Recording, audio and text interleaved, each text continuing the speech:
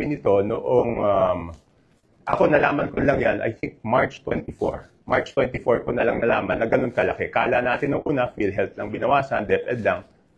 Later on, natuklasan ko po na yung mga flagship projects ng administrasyon, Pangulong BBM, ibig sabihin po ng flagship projects, yan po yung mga foreign assisted projects, ay tinanggalan po nila ng pondo para maisingit yung mga pondo na gusto nila isingit doon sa BICAM. So kaya po, ako rin, napakahalaga po rin sa akin na maimbitahan si Congressman Saldico. At doon po sa House of Representatives, meron pong small committee doon pagkatapos ng second reading. So ang pag-insert is not only doon sa BICAM, meron pang insertion doon sa small committee. So since walang makakasagot niyan kung hindi si Congressman Saldico, yun po, request po natin na siya imbitahan. Alam po ba ninyo kung sino-sino yung miyembro ng small committee na binabanggit? Sa House of Representatives po. Opo. Yes po. Ang chairman po noon is si Congressman Saldico, tapos senior vice chairman ng Committee on Appropriations, majority leader of the 19th Congress, and minority leader of the 19th Congress, Your Honor. Sino po yung vice chair ng appropriations? Senior vice chair si Congresswoman Stella Luskimbo po. Sino po yung majority leader? Congressman Manix Delipe po, Your Honor. Minority leader? Congressman Nonoy Libanan po, Your Honor. Sa mga tweet silang apat po ang nagpo-compose ng small committee. Yes, Your Honor. Ang nangyayari po, kasi alam ko rin naman po dahil nagtagal din naman ako sa mababang kapulungan, kumisan po ay 2 hanggang 3 buwan po natin pinagdibatihan yung budget. Mag-aaway-aaway pa nga po, kung minsan nga inaabot tayo ng madaling araw. At katapos-tapusan ang sinasabi ninyo ay 4 na tao lang pala ang gagawa ng mga bagay na inyong gusto sanang malaman kung anong nangyari. Tama po kayo, Your Honor. Di ba po, sabi ko nga, magtatalo-talo, magbibigay ng inputs yung mga kasamahan natin. Tapos sa dulo pala, yung 4 na tao lang magdidesisyon. At yung problema po doon sa 4 na tao na yon, at least yung BICAM po, may BICAM report po yun eh. Makikita sa BICAM report kung ano po yung original net budget ng isang departamento, Your Honor. Tapos makikita po kung ano yung dinagdag or binawas, Your Honor, at makikita yung natirang pondo. Ang problema po doon sa small committee, wala pong ano yun.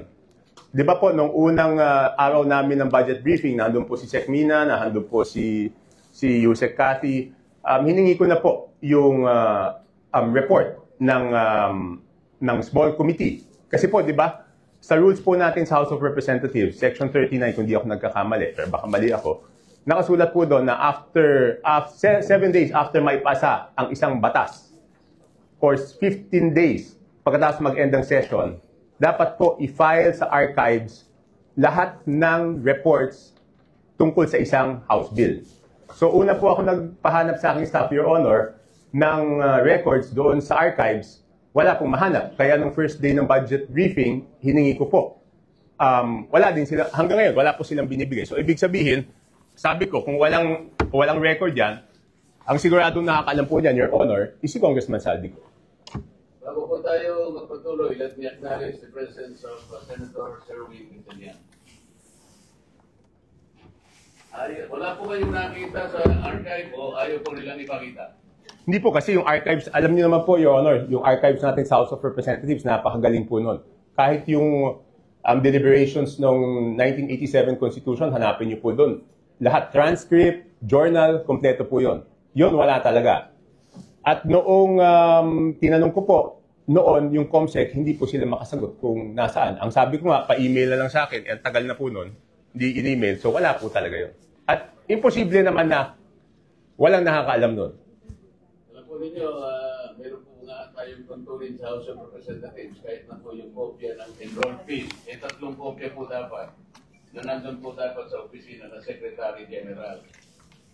Sinubukan ko rin po sanang manghiram nun kung meron, pero hindi rin po nila naipakikita. Pero ganito po, so ayaw po nila talagang payagan na maimbita si Representative Saldico. Meron po pagkakataon na kahit pa paano nakita nyo rin po kung sino talaga ang may kagagawan ng mga insertions dun sa BICAM. Hindi po, ang ginawa ko po, Your Honor, is nag-research na po ako kung sino po yung gumawa ng insertions. Paano po kayo nag-research? Ganito po, noong, okay, mahaba po yung history niyan, Your Honor. To be very blunt about it, di ba po, nung nabawasan ng flagship projects, yung Pangulo, nung nakita niya po doon sa Sagaan na nawala yung kanyang malalaking proyekto, yung flagship projects ng gobyerno, naghanap na po siya kung saan napunta yon.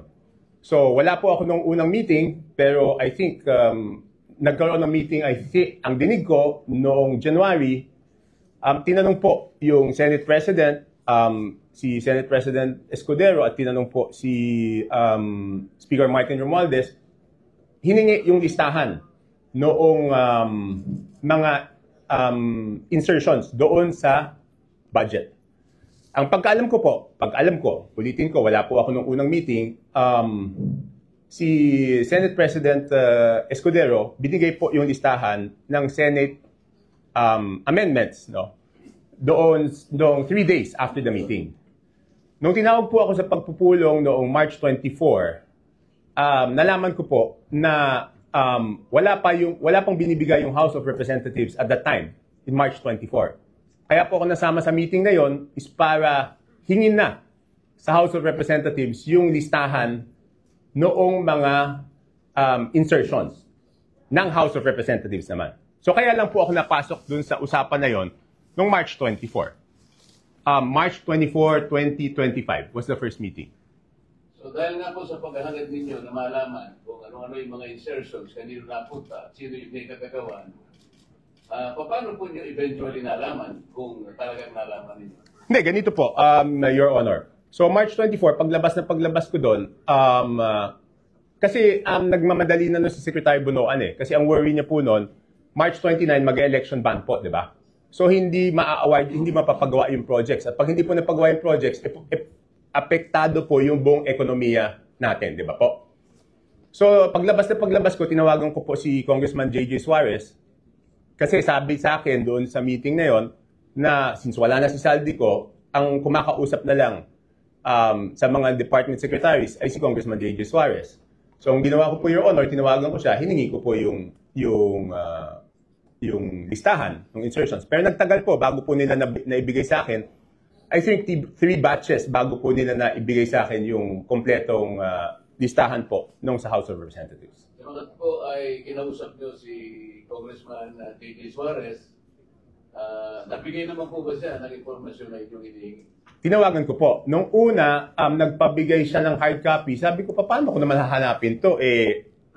Hard copy. Pero nagtagal eh. Checking ko lang po kung anong date niya binigay. Basta hindi ka agad.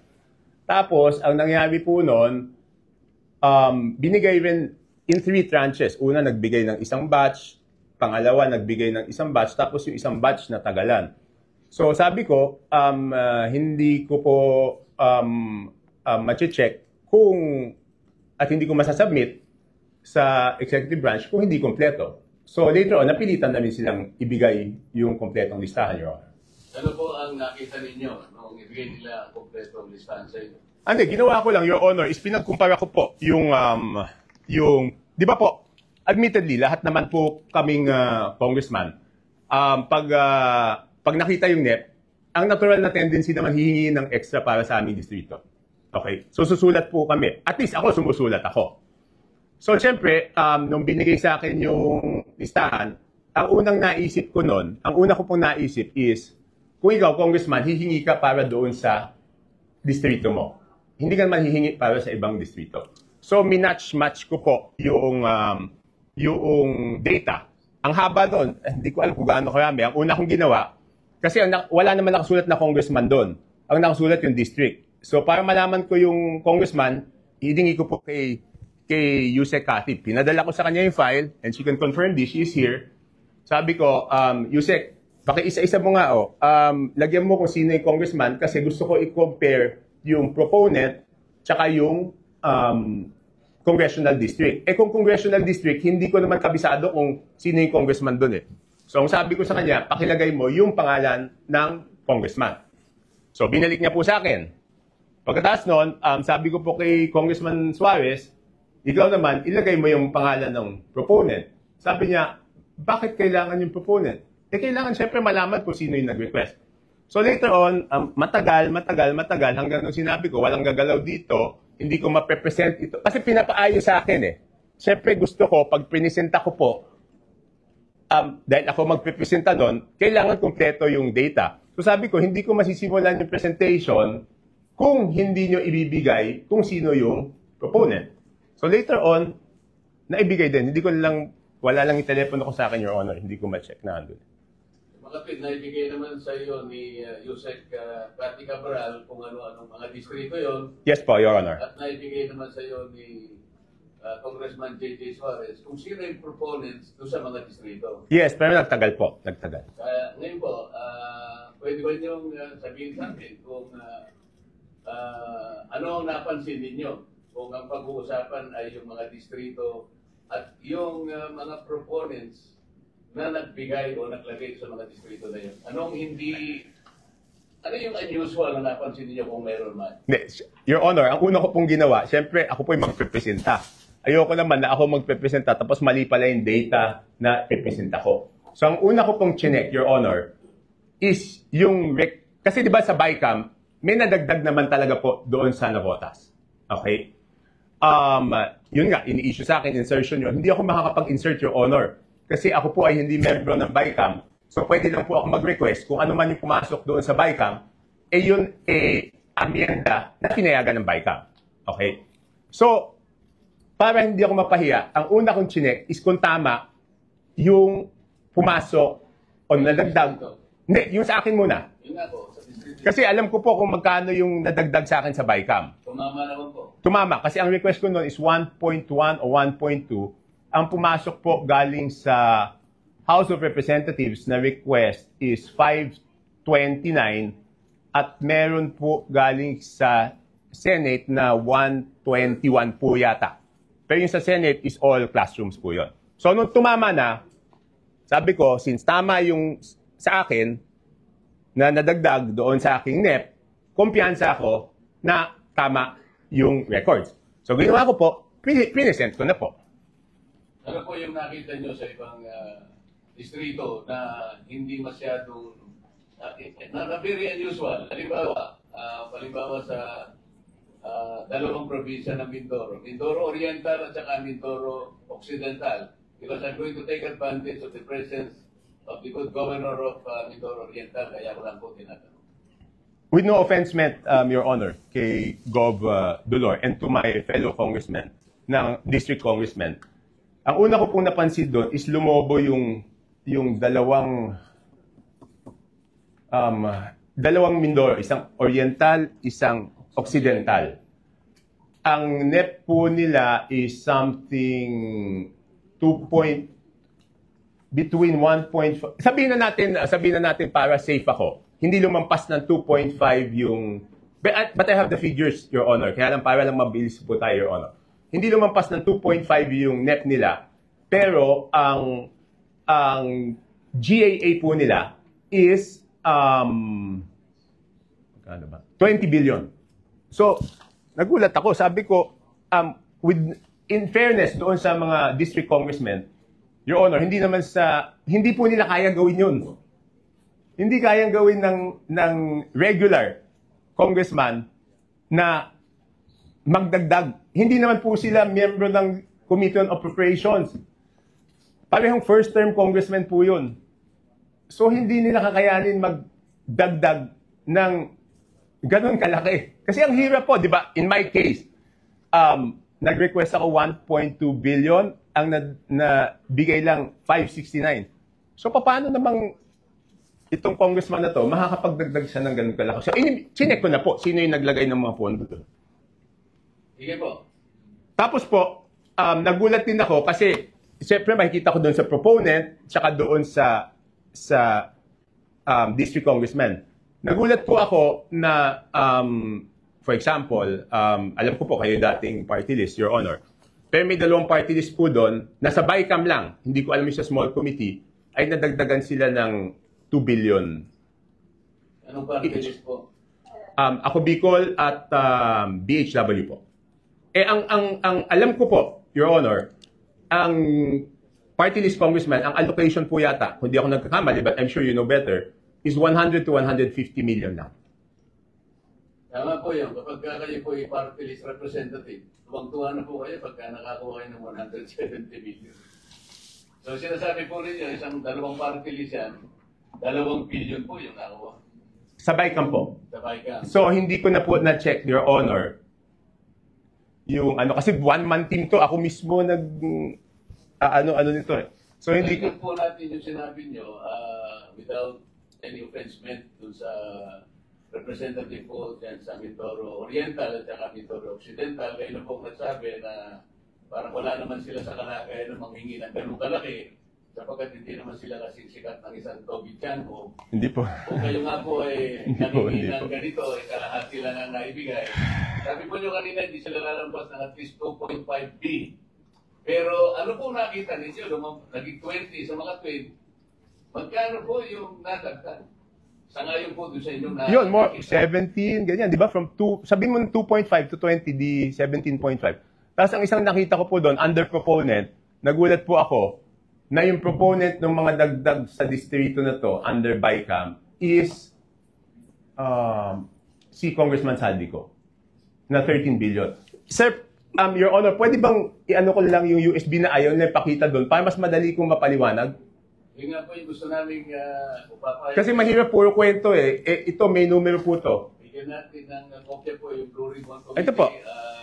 May I direct staff of the Blue Ribbon Committee to please secure the copy from Congressman Tiangco para makita po natin yung binabanggit niya. Ipakita po natin sa screen. Ito po. Dalawa yan. Yung title ng isa is Saldico. Yung second, Nabotas. Mamaya na lang yung Nabotas. Okay. Yung muna. Kasi yung Nabotas papaliwanag ko din. Okay. Thank you.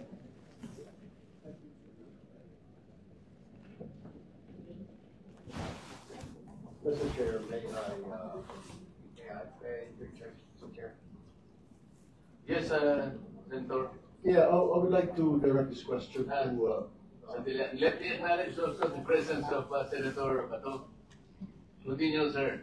I would like to direct this question to Congressman Toby Chanko.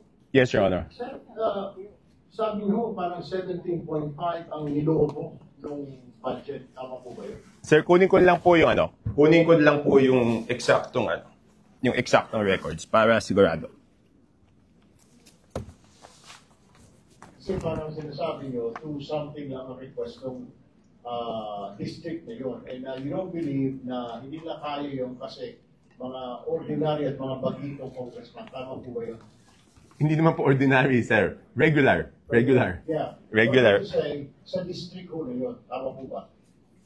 Yes, Your Honor. At tanong ko po ngayon, sir, may naririnig po tayo, ito po yung common lingo ito, yung sinasabing parking fee. Hindi yung kaya nagroon ng yung pondo na yun ay pinarada lang dito ng isang congressman na hindi naman taga-loob. Ito ang tawag ay parking. Have you heard that, Mr. Chair?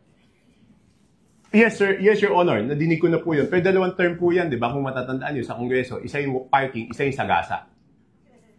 Can you tell us the difference? Di ba yung parking, Your Honor, Yung parking rep, yan po, medyo kapisado, pero yung sagasa, hindi po. Pwede bang ipaliwanag mo yung sagasa? Hindi. Yung parking po, Your Honor, is nakiusap ka dun sa district congressman, pumayag yung district congressman. Yung sagasa po, Your Honor, is wala kang magagawa sa ayaw mo at sa gusto. Mas matindi pala yun. Oh, Your Honor,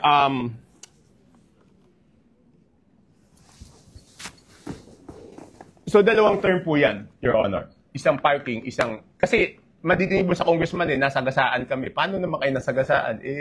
Binatuhan kami ng pondo na hindi naman namin alam. Ang ibig sabihin, Mr. Chair, yung nangyari sa Mindoro, isagasa po yun. Your Honor, I have no personal knowledge. Your Honor, ito po. Mindoro Oriental, DEO, 2,530 billion ang NEP. Nandito naman po si Yusek Kati, pwede niya i-confirm to kung pareho yung records namin. Tapos, ang total budget is 20,999 million. Tapos, yung Mindoro Oriental DEO, 1,508,583,000. Ang GAA po niya is 20,795,429. So, nagulat ako nung nakita ko yun, Your Honor. In both provinces, si Representative Saldico ang nakalagay po ng proponent. Hindi, doon po sa ano. Kasi ganito po to. Ito na po yung total. Sabi ko nga, hindi ko makikita kung ano yung sa small committee. Ang nakita ko, nung tinitignan ko po yung kay Saldico, next slide please. Yan, maliit lang eh. Yan po, for example, ito muna, ABRA. Ang proponent is Congressman Saldico. Hindi ko na po linagay yung district congressman, sir, kasi, Your Honor, kasi sabi ko nga, baka naman wala siyang alam, tapos mababash siya ng mababash, di ba po? So, ang nadagdag po to the district of Abra is, sige, next slide, is 3,400,000,000, Your Honor, hindi ko po mabasa. So, 3,400,000,000. 68,345. Yan po, Your Honor. Okay. Yan po, out of Saldico's insertion. Okay, next slide. Yan na po yung Mindoro. Yung next is Mindoro. Tignan ko lang po dito sa akin. Meron din akong kopya yan, Your Honor.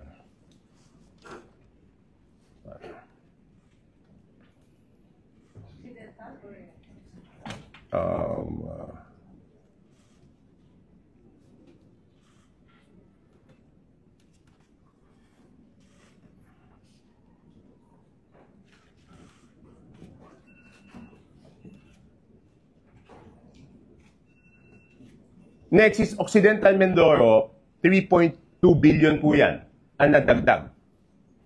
Okay, next is Oriental Mindoro, 3,105,759. Next is total po ng Romblon is 620 million. Tapos next po, Bukidnon is 580,222,000. I would like to clarify, Your Honor, I will make it clear, hindi po ito district ni Congressman Joe Zubiri. Hindi po. Just to clarify, hindi niya distrito yan. Tapos yan, sunod-sunod na po. Itong Camarines Norte, 550 million. Itong, ano ba yung sumunod? Batangas, 429. Meron pa pala ulit na Mindoro, hindi ko alam bakit nahiwalay ito, baka ibang district ito, 400 million. And then Sarangani, 300. So next slide, pag tinotal niyo po, yan, magbabalanse po yan. 13,803,693 with Congressman Saldico as proponent. And pag tinotal mo yung district, yung subtotal, 13,803,693,000, Your Honor. For the record, ang binabanggit po natin Representative Saldico, siya po yung chairman ng House Appropriations Committee. Makatwid po, Red Toby, kung titingnan po natin at magpapasiyan ito pong nakalang po ninyong informasyon, lumalabas po na si Rep. Saldico ay siyang proponent ng halos 13.8 billion. Hindi natin malaman kung ito pinawada o sinagasa. Yun po ba ang ating conclusion? Hindi po, kasi tinanong ko na po yung ilang congressman dyan. Sabi na hindi amin yan. Hindi namin ni-request yan. So, hindi ko na po, hindi na ako nagtanong kung parada yan or sagasa. Ang sinasabi ko lang po is, yan po yung nakita ko. Kasi normally, kung kunyari, yan po yung request ko, dapat ako yung proponent. At ako rin po yung congressional district. So, pag magkaiba, magtataka kayo bakit eh. Chair, baka may dadagdag si Bob. Pero, dahil puro nito lang pinakamit. Yun nga po, may I take advantage of your presence, Bob. Total, nababanggit naman po ang inyong probinsya. Siguro po makapagsalita kayo sa ayon po sa revelations po ni Representative Toby. Your Honor, nag-request po ako kay Gov. Dolor. Tapusin ko lang, mabilis na lang to. Okay. Yes.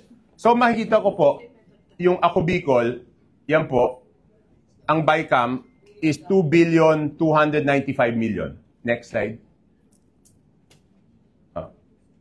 Yan. Next slide. Yan. Ang Ako Bicol, ang ano po niya, ang napunta po sa BICAM pa lang is 2,295,000,000. Again, hindi ko alam yung small committee. And then yung BHW po, ang total is 2,064,000,000. At ito po, Your Honor, buti na lang naagapan to kasi po, hanggang ngayon, hindi po rini-release yan. Kasi nung natuklasan na ganyan, nakakapagduda, hindi po ni-release. Your Honor, pwede po ako magtanong kay Yusek Cathy. Meron lang akong gusto i-clarify, Your Honor. Please proceed. Yusek, di ba ginagawa ito short of award, di ba po? Yes, sir. Kapag na lumabas na po yung GAA, pwede na po silang mag-advance procurement short of award hanggang ma-download po yung pondo sa implementing office. Okay. Yusek Cathy, kung yan po ay short of award, ibig sabihin meron na yung lowest calculated bid. Tama po?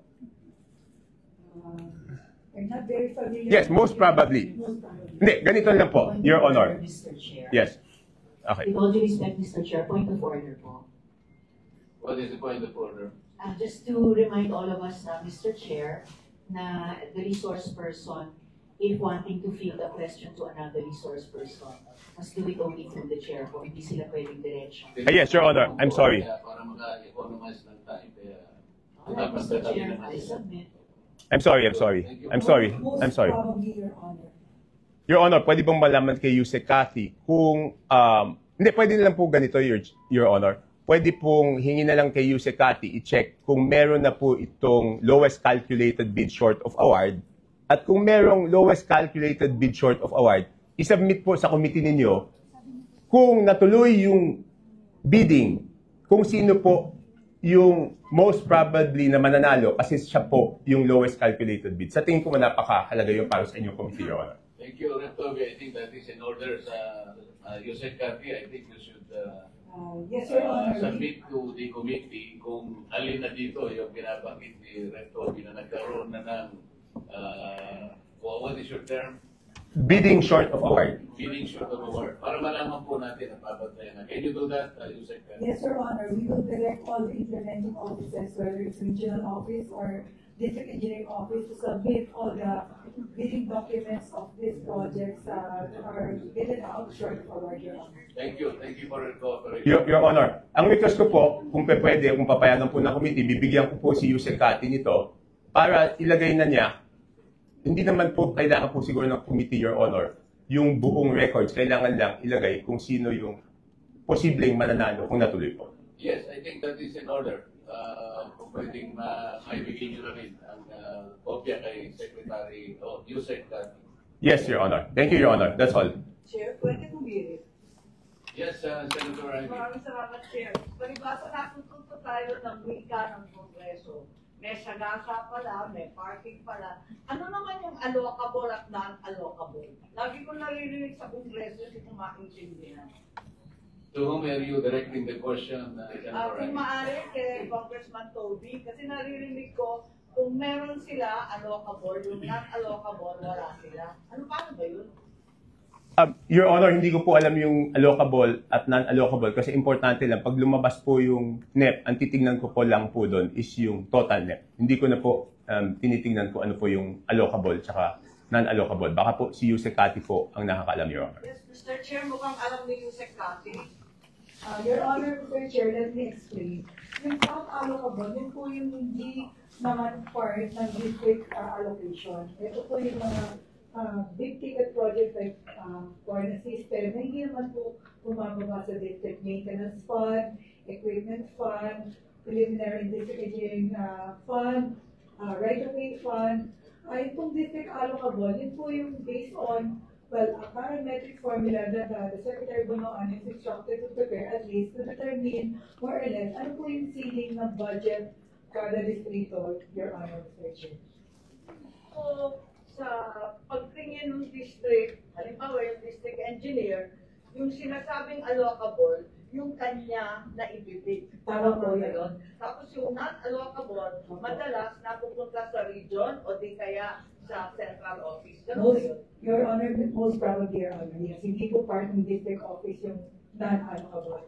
Okay, thank you. Sir Toby, siguro doon sa parada at saka sa gasa, doon sa parada malaman natin magkano yung parking fee siguro para sa kaalaman din ng committee. Doon sa sagasa, ano kaya yung ginamit na pang sagasa, prison kaya o tren o paano? Kasi kailangan malaman din natin. Your Honor, hindi po ako sumasama sa mga usapang parking, so hindi ko po alam. Opo, alam po namin yun. Baka lang, Alam ko po, hindi po ako pumapasok sa sa usapang. pagsisiyasat ninyo ay makatulong naman kung ilan yung mga parking fees po. Sapagkat sinusuri na rin po ito, kaugnay din ng pagtukoy natin sa maanumalyang ng flood control project. Your Honor, pasensya na po. It's baka third-hand information, chismis eh. So, ayoko naman magsabi ng chismis kung hindi naman yung mismong naparadahan ang magsasabi sa akin na siya'y naparadahan ng ganito. Salamat po. Mr. Chair, tatanong lang ako doon sa being short of award. Kasi nalilito ako. Pagkaalam ko po kasi, only projects that are included in the NEP can undergo pre-procurement. Bakit ito sinasabi na pati yung initiatives, insertions in the small committee and the BICAM also undergo pre-procurement being short of award? Di ba bawal yun? Akala ko yung NEP lang. Madam Chair, Friday po. Yes po. Ano po yan? Nasa root po ng New Government Procurement Act. Ang pwede lang po i-early procurement. Hindi ko po alam yung term nila na short of award. Ang meron po tayong term is early procurement activities. Ang ibig sabihin po nun, ito po, ito po yung pwedeng ipabid pag nasa National Expenditure Program na. Pero pag nasa BICAM po, at saka sa, hindi na po kasi bago na po yung mga numero eh. Kaya nga, so, Magkaiba po yun. so yun na nga, yun ang tinatanong ko. Yes, We're ma'am. talking about the same thing. Opo, So, yung mali lang po tinatanong siguro ko, yung pagkakagamit ng term ni Yusek Cathy. yung kanina, yung kay Yusek, hindi maaring i-pre-procurement o i-early procurement o i-bid short of award kapag hindi kasama sa NEP. Hindi ba ganun yun? Yes po. Section 21 po. Yung mga insertions, congressional initiative, lahat yan, walang pre-procurement. Wala po. So walang aregluhan sa kontratista. Wala po. Ang Walang early down payment o mobilization pa. Yes, ma'am. Yun po, early procurement po, section 21 of the New Government Yes, Procurement Act. Yes, Yes, ma'am. that's what to the Senate. Thank you. That is very clear. Mr. Chair. Nasa bagong ano na yan, yung government procurement RA 12009. Mr. Chair, point forward, Mr. Chair. I just want to know what is the process of the other colleagues having their time questioning. Kasi kung hindi, wala eh. Kahit na singit, o kanina pa, more than half an hour na siya nagpagsalita. Siguro naman bigyan natin ng allocation each senator ng time limit. O 10 minutes. Kasi kung hindi, kanya-kanya tayo, sabok-sabok tayo. Yun na po yung ating pananaw, Mr. Chair. Okay, thank you very much for the point of order. Any more member of the committee who wish to ask questions to Representative Toby? Di ba naman press come first serve, Mr. Chair? Yun na po, kung mayroong gusto magtanong, kailangan mag-express na po para Mr. Chair, right here. Senator Erwin. Yes, I have a couple of questions for Congressman Toby. Kung sa ating budget process, Mr. Chair, una ang committee amendments, and then individual amendments, and then kasunod po. Supposedly, after the second reading approval, no more changes. Tama po ba? Yes, Your Honor. Can you state before this committee, Mr. Chair, what really happens in reality? Yung totoo. Baka hindi naman po nasusunod ito. What's going on? Can you walk us through para maintindihan ko ng mga nandito, mga nagulog sa akin? What's going on? Kasi dito pumapasok yung mga insertion, nakatakot-takot, Mr. Chair. Okay, Your Honor, una po tatanggapin po ng House of Representatives yung National Expenditure Program. Yun po ang proposal ng budget po ng Executive Branch. Pagkatapos po nun, magkakaroon po ng budget briefings at magkakaroon po ng budget hearings. Okay? Doon sa mga budget briefings at budget hearings na yon, Your Honor, ang mga cabinet secretary po ang natatanong ng mga congressman.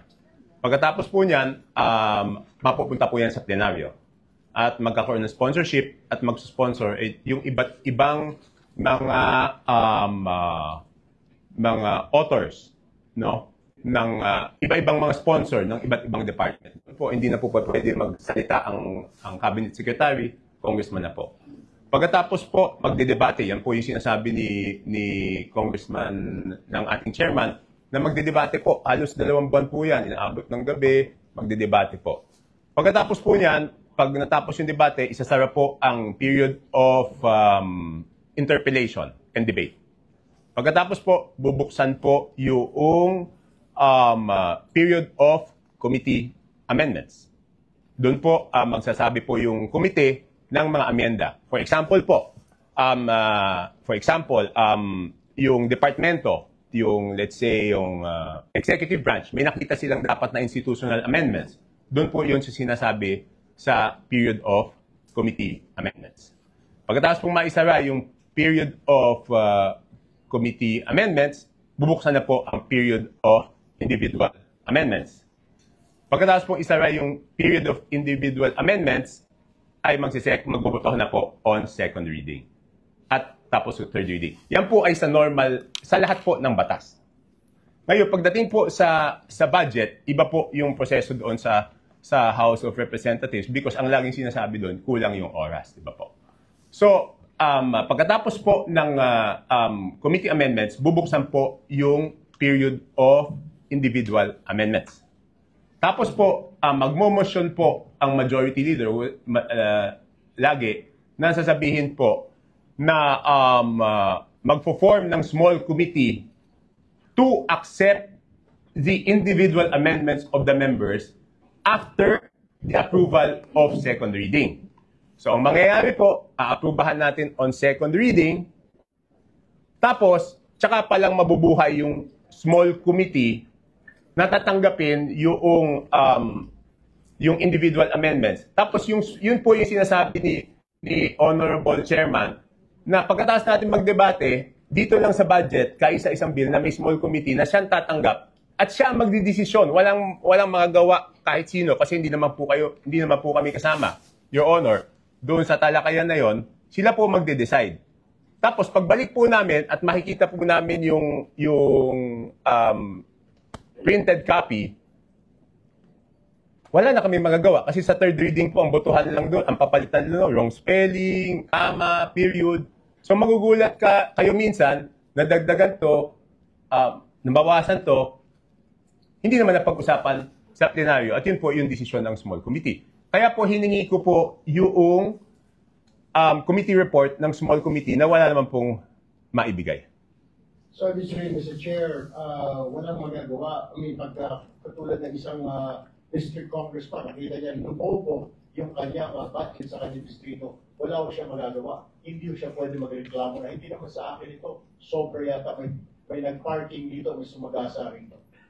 He can do that, Mr. Chair. Wala na po. Wala na po siyang magagawa kasi yun na po. Ang next chance po nun, sa BICAM. Di ba po? Pero aminin natin, no, kung wala namang kalokohan yung project, Mr. Chair, sino namang congressman ang hindi magpapasalamat na dadagdagan yung distrito mo ng proyekto? Hindi, ibig sabihin, for example, let's assume hindi po nagkaroon wala pong natuklasang kalokohan dito huwag na natin sabihin kalokohan. Huwag po natin hindi po nagka-problema yung 2 distrito ng Mindoro. I'm sure, tuwan-tuwa yung congressman kasi masasabi niya sa constituents, ang dami kong napagawa. Kahit hindi naman siya yung nagpagawa nun. Kaya lang ngayon siguro nagkakaroon ng tanggihan, kasi hindi naman siya yun, tapos siya masisisi. But in the normal course of things, sino naman ang tatanggi na madagdagan yung distrito mo? Lahat naman kaming congressman, ang gusto namin, mas maraming proyekto sa aming lugar. Di po? Natural course of things yan. But before I proceed, Your Honor, kasi po, pagkatapos ko magsalita, ako na yung binabatikos ngayon. So, let me put on record na this is not the first time I questioned the budget process. Pwede po nilang tignan yung archives. In the year 2011, for the 2012 HGAB, independent rin po ako doon, question ko na yung budget process. In the year 2013, for the 2014 HGAB, question ko na rin yung budget process. In the year 2014, for the 2015 HGAB, kung matatandaan niyo po, ako po yung humingi ng kopya ng DAP, Development Assistance Program. Kaya nag-away po kami sa plenaryo. So yung mga nagsasabi ngayon lang po ako nag-question, hindi po ako ngayon nag-question ng budget. Kaya lang, nagsawa na po ako kasi wala nangyayari na outvote ako. Nagkaroon lang ako ng pag-asa nung pagkatapos ng SONA kasi si mismong presidente na ang may gusto ng budget reform, Your Honor. Ito pagkatapos ng small committee, ito na yung basis ng HGAB na hindi na makikita ng ordinary congressman. Yun ang sinasabi mo. Hindi, HGAB na po ang makikita nyo. HGAB na po ang makikita nyong kopya. Na hindi nagkaroon ng pagkakataon yung regular congressman na makialam doon sapagkat yun po ay tinrabaho na ng small committee. Yes, Your Honor. Thank you. So, meron tayong Kaya nagtutol ako ng tutol yun eh. Baka before pa. Okay. In connection with the question, okay. Thank you, Mr. Chairman.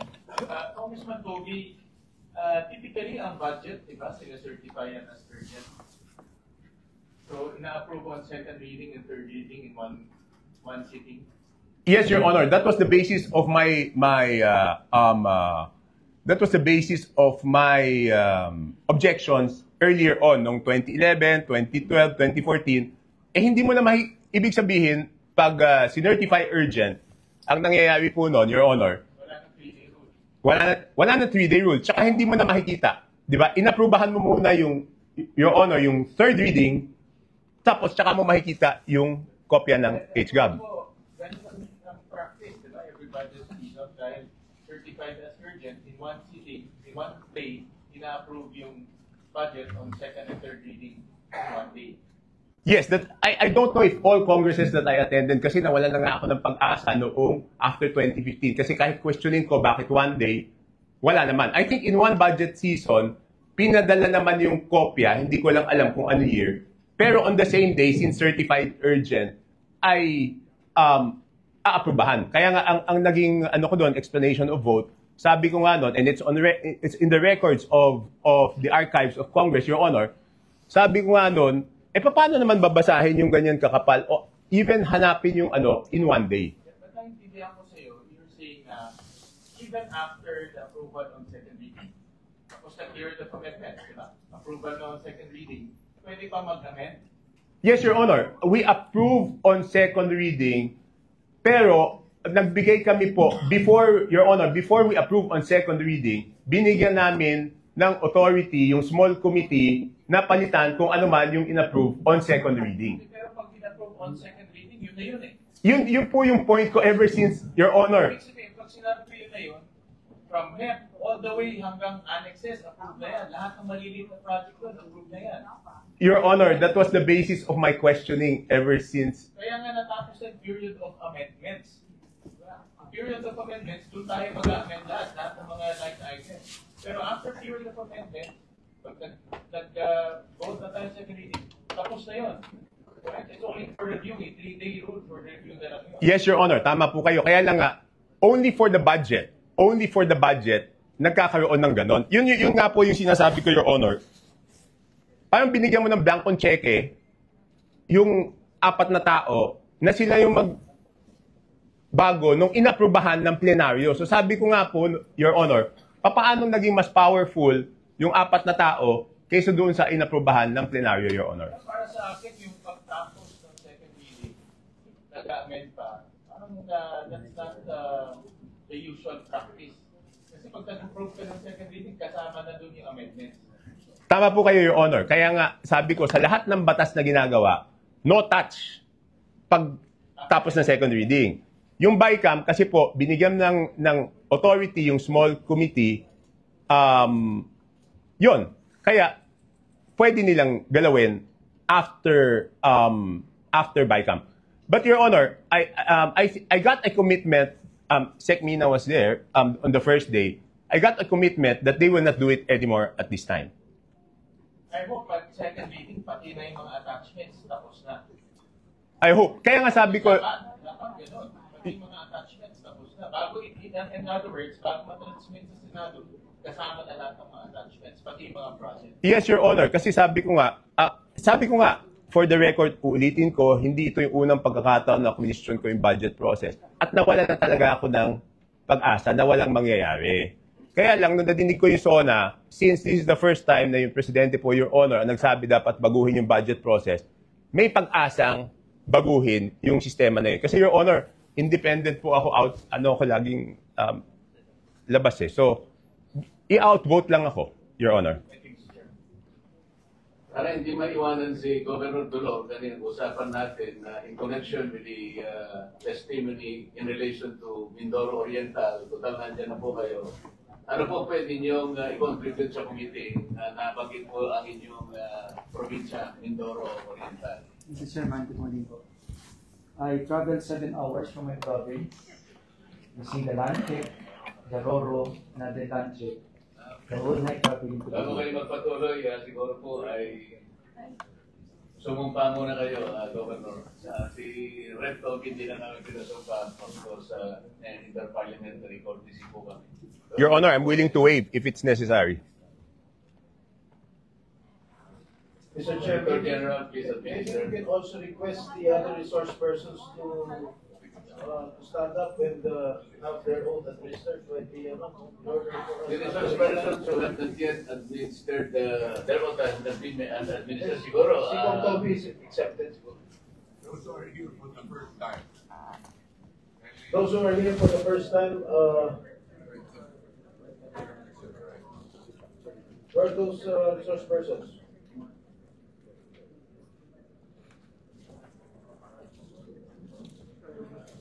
Raise your right hand.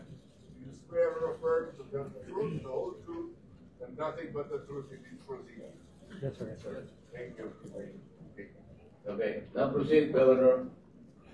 Mr. Chair, may I be permitted to present a very short presentation so that you will have context of what really happened in the province as a microcosm problem in the Philippines. Pwede po ba akong bayaran?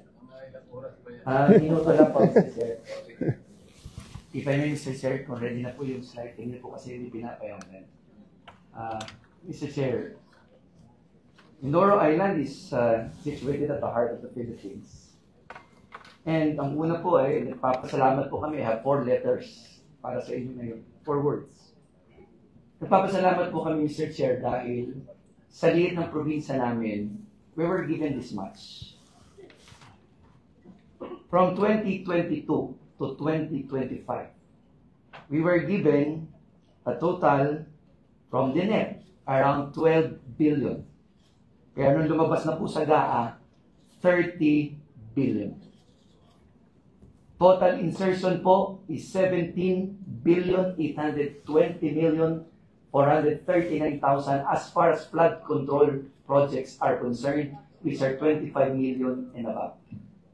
Ulitin ko po, we did not include your other projects which do not include flood control. Kaya lang po yung pagpapasalamat namin, sino po ba namang probinsya hindi magpapasalamat na gano'ng kadaming pera, napalitan po ito ng panghihinayang. Well, during the Senate hearing in the past, you were discussing about existence or non-existence of a National Flood Mitigation Master Plan. Oriental Mindoro was one. In 2019, we have a Regional Development Council endorsed Flood Mitigation Master Plan, which is a product of several studies conducted by foreign bodies, even local experts and the provincial government of Oriental Mindoro. Duly signed and endorsed to DPWH in 2019. Kaya lang po, ang amount po niyan more or less is 12 billion to solve the totality of the problem of flooding. We have already received more than 30 billion. So kung sinunod po yung Flood Mitigation Master Plan ng probinsya, more or less sana, solve na ang problema. Kaya lang po yung tingnan nyo po yung nangyari, 2012, 2022, baha, 2023, baha, 2024, 2025, despite the presence of more than 30 billion flood control. Bakit po? This leads to the third P, panlulumo. Bakit po nakakapanlumo? Mr. Chair, simula pa lang po may mali na. Una, di akmang disenyo. Saan po kayo nakakita ng flood control, pero dinisenyo ng DPWH na parang gumagawa ng boulevard? Ano po bang gustong gawin ng DPWH? Boulevard for tourism purpose or flood control? 20 meters na lapad na kalsada, tapos lalagyan ng konting semento sa kanan, konting semento sa kaliwa. As early as March 6, 2023, I called the attention of DPWH and all the contractors. Pinatigil ko po yan 1.5 months. Sabi ko po, you're doing something for my province, you didn't even consult us. Sabi nila, ang drawing daw po ay ginawa to solve the flooding. Pinatigil ko po for 1.5 months. And honestly, Mr. Chair, sinabi ko sa mga contractor na yan at sa DPWH, pag namatay ako after this, pinapatay ako, kayo ang nagpapatay sa akin. Because we're talking here of 4 billion pesos in 2023. After that, gumuho na po ng 2024. Mr. Chair, Governor, sino yung contractor na? Pangalan po ng contractor, as early as 2023, ang tanda ko lang po isa, Sunwest. 2025, Mr. Chair, ito na po yung nangyayari. Baha, baha, baha. Sabi ko sa kanila, ang provincial government gumawa ng gabyo ng 2014. 40 million, 600 meters. Existing hanggang ngayon. Sang dekada, 40 million, almost 1 kilometer. Pero existing. Yung sa DPWH, pakikita ko po mamaya yung difference. Ang pangalawa po, di nakma ang disenyo, overpriced pa. Balik mo na ulit. Sabi po sa unang interview ng DPWH, 1 billion per kilometer. That means 1 million per linear meter. Mr. Chair, ganito ko kay Clay, 1 million ang halaga. Second po, binago po nila nung sunod na interview, ginawa pong 700 million per linear meter. Ako na. Overpriced na, substandard pa po. Password. Ito po ang pangatlong problema. Tingnan niyo naman po ang nangyari sa mga dike sa Oriental Mindoro. Bakal, maliit pa sa daliri ko, sa hililiit. Sabi na, sting masonry, walang bakal. Gumawa po ng dike, na yan po ang itsura ng pagkakasimento. Ang gitna, puro lupa, puro buhangin. All projects, makikita niyo po. Labo-labong proyekto, different locations. Paano po ang pinakahuling nagtuldok ng substandard design?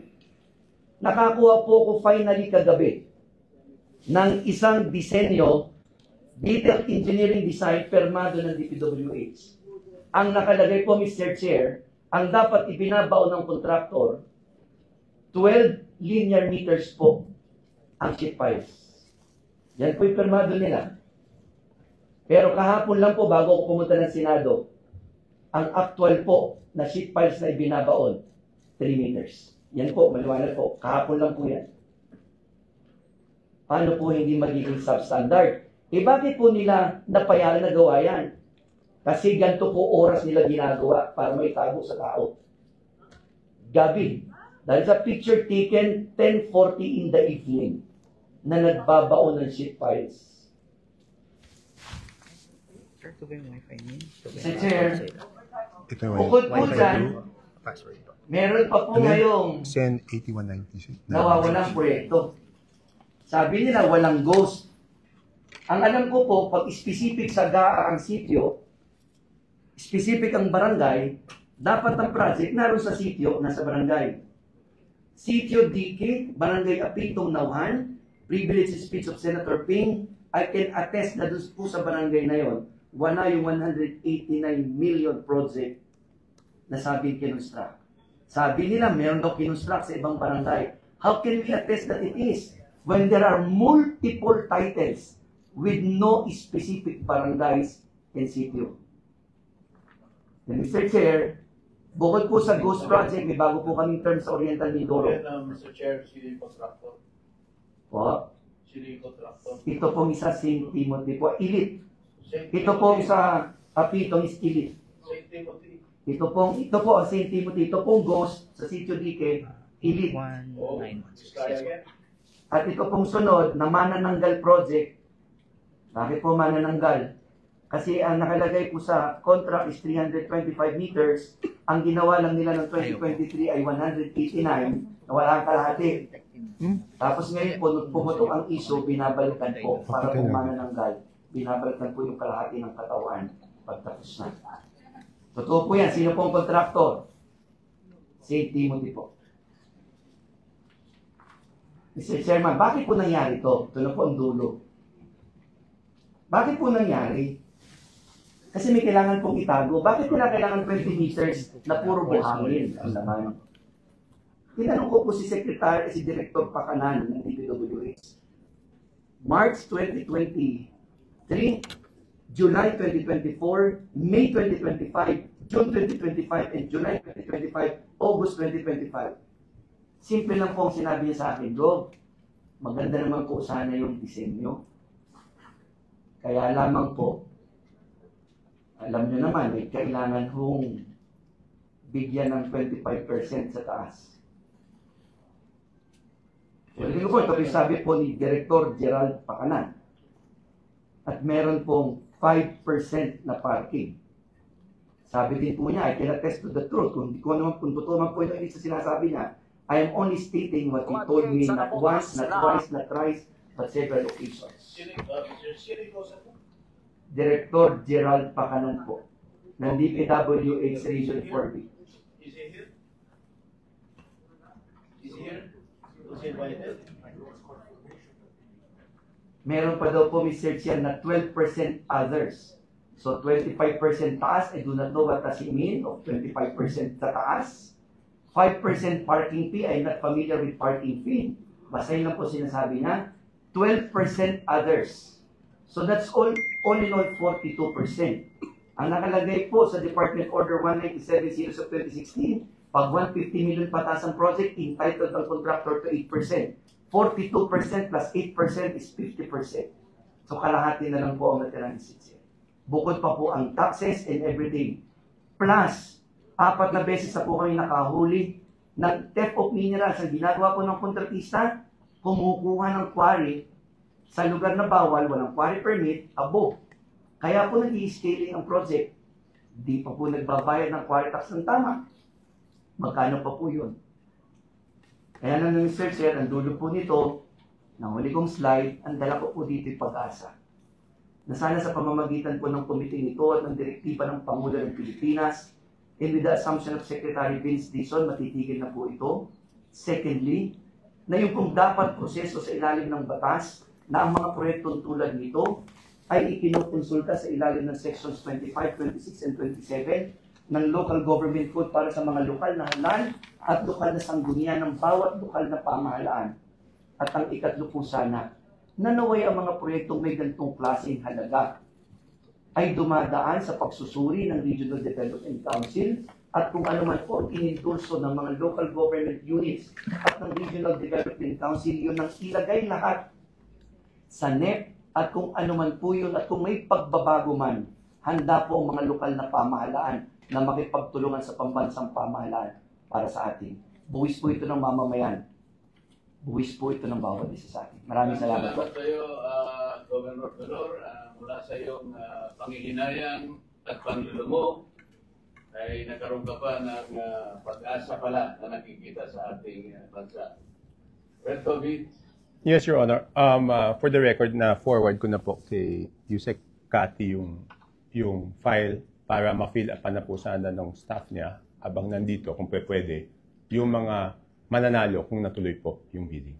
And Your Honor, can I make a request, Your Honor? Kasi nga po, nung magmula nung sinimulan ko to, katulad last week, ako na po yung tinarget. Ako yung tinarget na mga kung ano nung paninira na hindi naman totoo. Your Honor, can you give me 5 to 10 minutes just to defend myself, Your Honor? Okay. Can I show the USB? Again. You start natin, can you assist Berto B? Sa ating mga honorable senators, pasensya na po, I will take a little time. I just have to defend myself from the accusations. This is referring to a press release conducted by Representative Alfredo Garbin. Yes, Your Honor, na yung ako Bicol na ako daw ay nag-insert. First of all, hindi po ako makakapag-insert kasi nga hindi po ako member ng BICAM. Paano ko makakapag-insert? So Pangalawa, this presentation is actually to answer the press release. yes, Your Honor. Okay. Tapos, pangalawa, sinasabi niya na doon sa nadagdag sa BICAM ay merong kasama doon sa mga top 15. So, ang ginawa ko po, nagtanong po ako sa DE. Never, for the record, never ako nagtatanong sa DE kung sino nananalo sa project. So, hindi ko alam kung sino nananalo. Then, nung dumabas yung top 15, that was the first time tinanong ko sa DE, bigyan mo ako ng listahan nung sa mga sino nanalo. Kaya meron akong listahan. Okay. So, sana pagbigyan naman ako na depensa ko naman yung sarili ko yun. Yung na votas. Tapos sinasabi po nila na ang laki lagi ng flood control project sa Navotas. Your Honor, mas siguro kasalanan ko kung hindi malaki ang flood control na project sa Navotas at iba pagawa dahil binabaha po talaga kami at below sea level kami. Ano naman gagawin natin, Your Honor? Okay. First slide.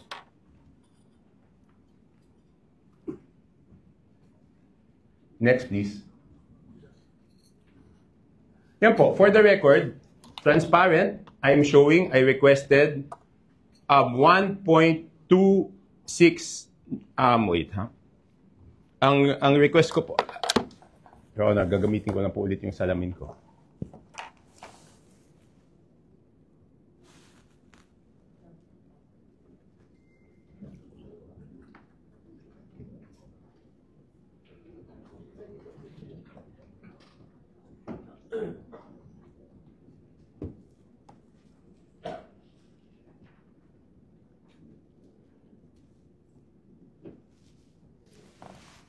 Yun. Your Honor, for the record, I requested 1.269 billion na madagdag po sana sa aming NEP.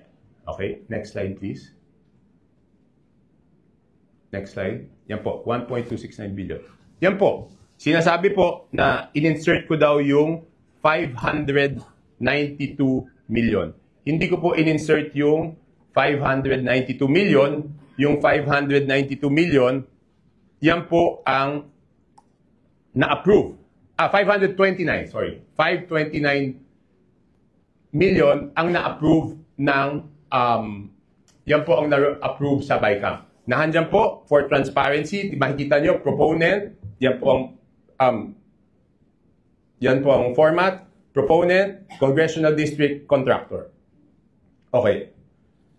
At yan po yung status ng proyekto. Pinagawa ko po yan sa DE yesterday, Your Honor. So makikita na sinasabi, dito sa 529, meron daw ditong St. Timothy at Sims. Yun po ang sinasabi.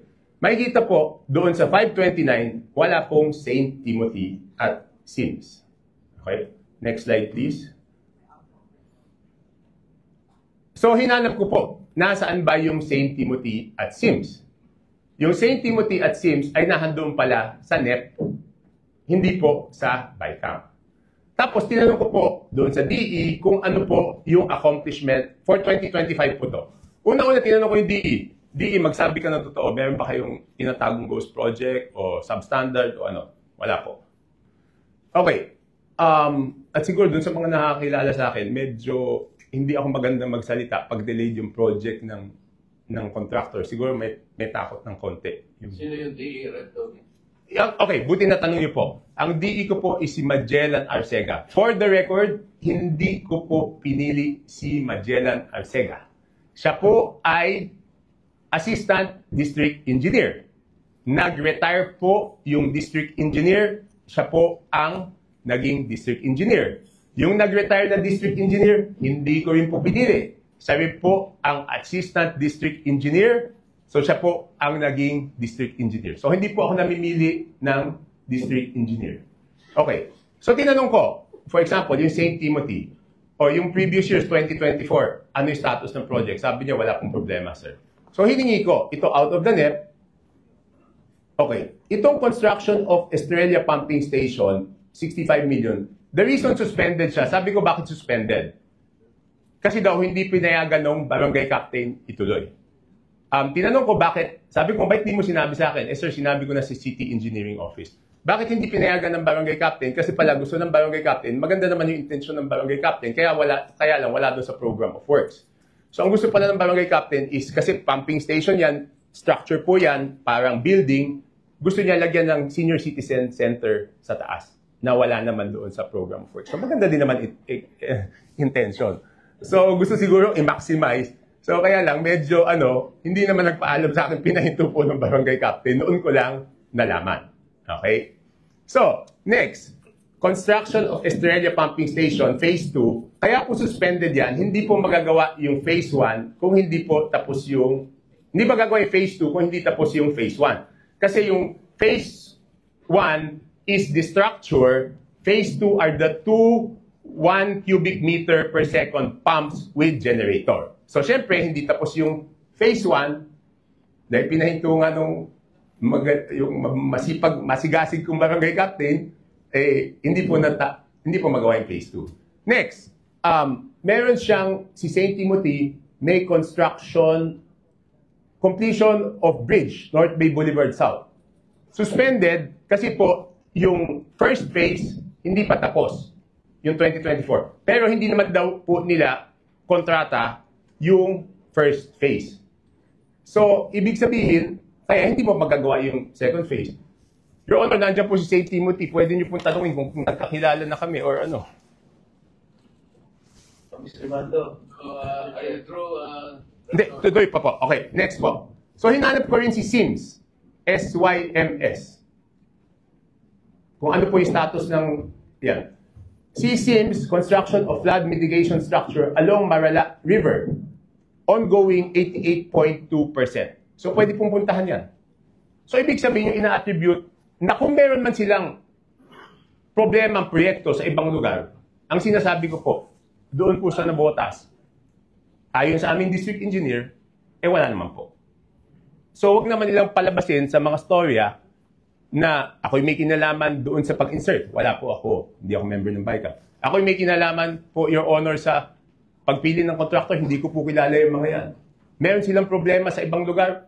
Posible. Sa Navotas, wala. Next, Your Honor. Mabilis na lang po yun. Yes. Ilang minuto na lang para tapusin na lang natin. Follow-up question po, Karen Chanco, Mr. Chair. Karen Chanco, follow-up question, Mr. Chair. Okay. Yes, Your Honor. Yes, Your Honor. Chanco, nakita ko rin, may isang proyekto na ang contractor, Alpha and Omega. Okay. Gusto naman po yung performance nila doon. Nandun, tingnan po natin. Galing po sa can you move back? Yan, pakihanap lang Alpha and Omega. Alpha and Omega. Teka, hindi ko mahanap po. Ayun, Alpha and Omega, construction of pumping station, Barangay Tanza, Navotas, actual accomplishment 15.95, suspended due to revocation of PIGAB license of Alpha and Omega. So, mababa rin lang po yung performance, but may isa pang factor yung suspension. Hindi ko po alam kasi kung kailan po yung notice of award. So, hindi po natin... Siguro sa Committee Chanco po, at least within the period bago po nirevoke yung kontrata nila or yung lisensya nila, how they perform. Yes. Kahit later on na lang po ma-update ang Committee to the Chair. Yes, Your Honor. Pero po ang makakasagot po siguro niyan yung district engineer namin.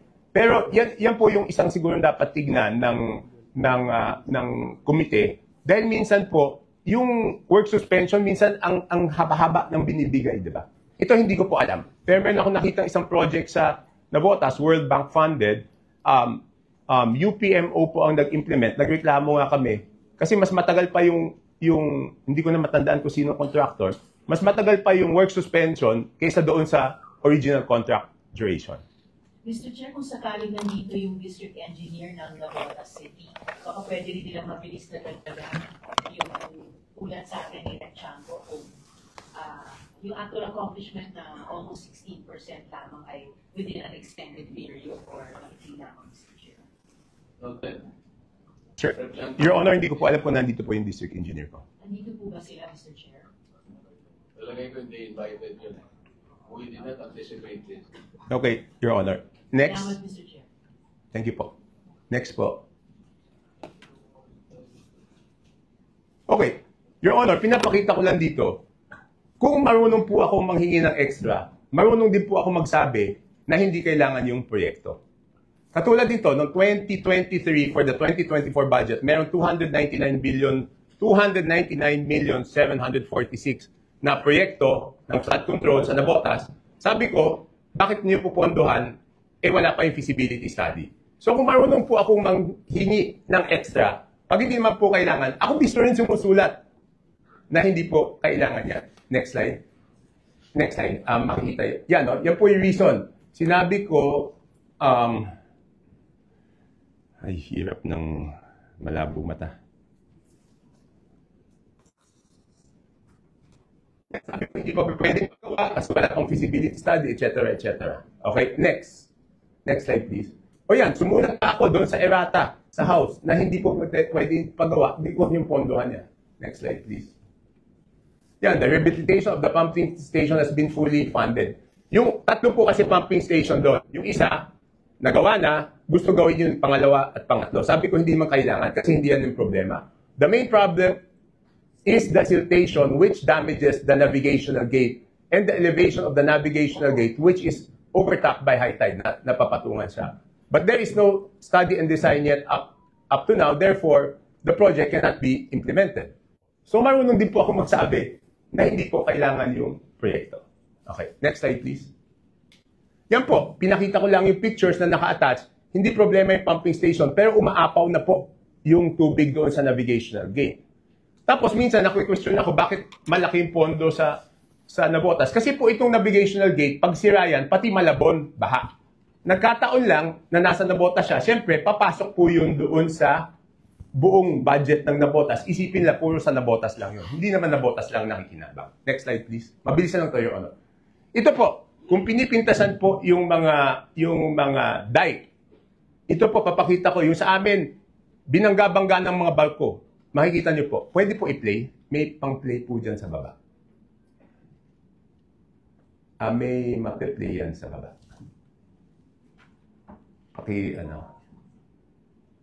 Hindi, sa bandang gitna. Baba ng konti. Baba po ng konti. Yan. I-play nyo. Yan, o. Binabangga ng barko yung aming dike.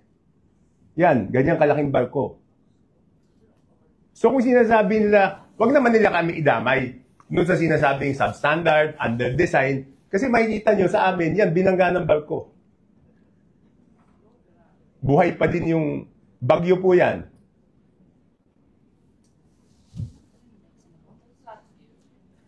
Yes, Your Honor. Yes, Your Honor. Tapos ang problema namin, itong 3.6 kilometer na dike, 15 years bago matapos. Dahil bibigyan ako ng konting pondo. So bakit every year may pondo? 15 years po. Matatap.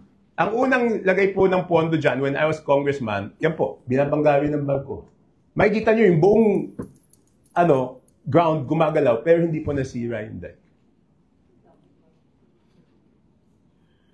Next slide, please. Yan, puro barko po. Yan, makikita nyo. Ganyan kalalaking barko. Sabi nga ng isang netizen, buti pa yung dike sa Navotas, kahit barko, hindi nagigiba. Okay, next slide please. Okay lang yan. Ayan, ganyan, isa pang barko. Paki-play po. Yumayanig po yung lupa doon.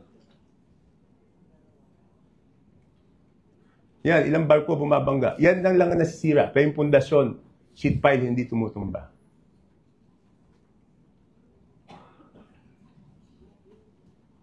Next slide. Yan, makikita nyo, talagang umuuga. Kung makikita nyo yung sound dyan, makikita nyo, gumaganon. Paki-play, may video. Yan, ganyan kalalaking barko. Ayan, boom. Thank you for your presentation. Sir. You made your point already. Sir, 3 slides na lang po. 3 slides. Pasensya na po, Your Honor.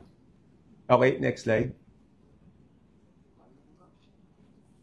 Next slide. Sige, pareho lang yan. Next slide. Ganyan kalalaki alon, yan po yung dike namin. Paki-play. So yan, sasamahan pa po ng babanggain ng barko. So sabi nila, bakit every year humihingi po kami? Nung wala po yung dike, 1,500 families, 1,500 structures ang nasira dyan, at nasa evacuation center sila ng 1 taon. So, ganyan ka-importante po. Pinapakita ko lang po.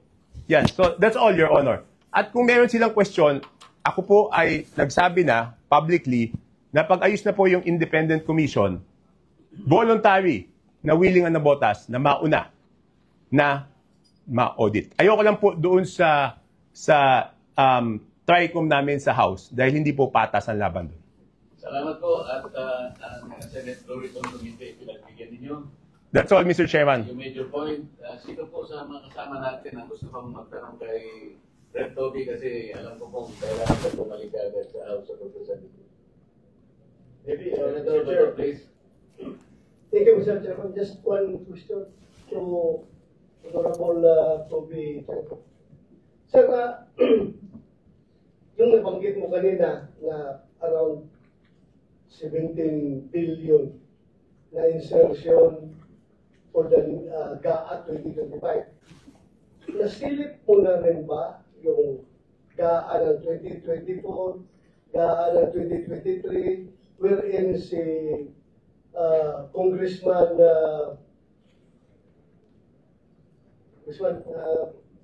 Saldico pa rin ang chairman ng Appropriations Committee at sila rin ang gumagawa ng mga insertions. Nasilip ko na kasi. Your Honor, pasensya na po. Hindi po. For 2 reasons. Number 1, di pa po, kaya naman nauna yung 2025 kasi it has been described as pinakapangit, pinaka-corrupt na budget. Kaya yun po yung nauna. Number 2, hindi ko naman po masisilip yan kung hindi po ako binigyan ng authority na hingin yung records. Kaya ko lang po nakuha yung records kasi po pagkatapos po ng meeting, kinailangan ko tawagan si Congressman J.J. Suarez at hingin sa kanya yung records. Kung hindi naman po nila ibibigay. Kung matatandaan niyo po yung Honor, may authority na po akong hingin 3 beses bago binigay yung buong record, Your Honor. Pasensya na po, Your Honor. Thank you. Thank you, Sir Chairman. From the members, gusto ko pong magtanong kay Red Toby. Kung wala na po ay Red Toby, salamat sa iyong panahon and you can now be excused. Yes, Your Honor. Hindi naman ako nagmamadali. Baka hindi na ako papasukin dun. Sino po sa mga kasama natin? Baka gusto magtanong din kay Governor Dolor. Governor, salamat din sa panahon mo. Alam ko na meron kang panghihinayang, kaya na sinabi mo, nauwi pa nga sa pandulo mo. Ngunit mabuti na lang kahit pa paano, inasampitla mo pa rin yung katagang pag-asa. At alam kong kaya ka pumunta rito ay gusto mo rin maisaayos natin ang mga maraming mali na nagaganap po sa inyong probinsya. Sino po yung gusto magtanong kay Gov. Tulot kung meron?